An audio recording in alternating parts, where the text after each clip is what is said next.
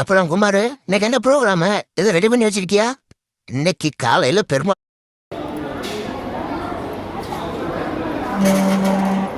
ரொம்ப தள்ளி இருக்கோ? அதுக்கப்புறம் தள்ளிக்கலாம்.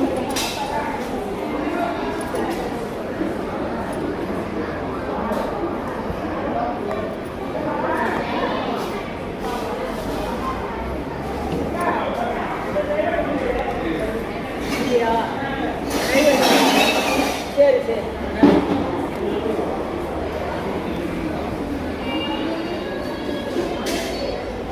3 நேரம் வரையும் சாப்பாடு ஓடுமா? இவ்வளோ நேரம் வரையும் சாப்பாடு போடுவாங்களா? மணி 4 போதே, 3 ஆயிடுச்சு.